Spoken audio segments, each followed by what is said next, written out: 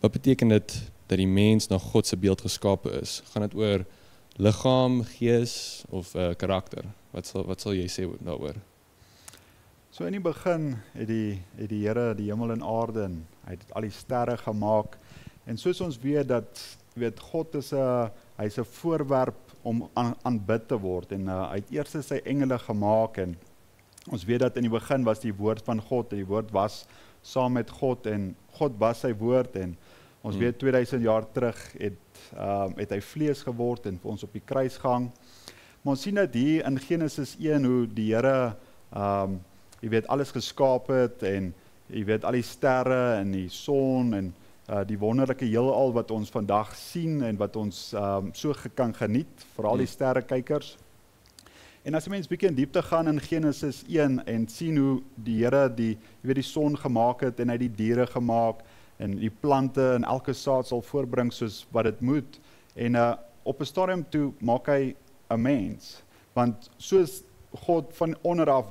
boontoe begin het, waar hy eers 'n paravisie begin het, en jy sien soos wat hulle vandag sal sê, die evolution, hoe dit gegaan het, maar daardie klein visie, toe die Here daai paravisie gemaak, en toe maak hy dalk die para, en toe maak hy dalk die visse, en so het dit opgegaan, tot op die hoogste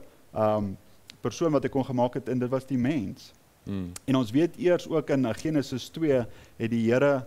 die mens eers in geesvorm gemaak, en toe sien hy dat daar's niemand wat die grond kan aan werk en goeters nie, en toe maak hy daai gees, toe maak hy het 'n lewende siel, toe blaas hy asem in daardie liggaam in. En toe word daardie liggaam, is hy nou 'n gees, hy het 'n liggaam, en hy het 'n siel wat binne hom is. En ons weet ook dat baie belangrik is dat, jy weet, ewen die karakter, die Here worry oor jou karakter, want hy bou daai karakter in jou, en ons weet dat wanneer jy dalk eendag doodgaan,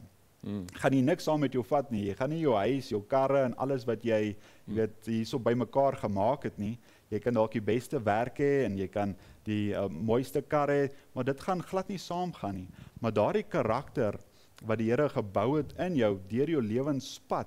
dit is iets wat baie kosbaar is, want ons weet dat die Here kan nie vir jou krag gee sonder karakter nie, want dan gaan dit nie reg, daardie persoon sal dit nie kan reg hanteer nie.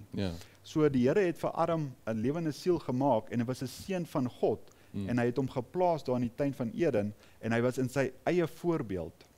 Hy was die naaste aan God. So hy was 'n siel, was 'n liggaam, en hy was 'n gees, en God bou 'n karakter in hom.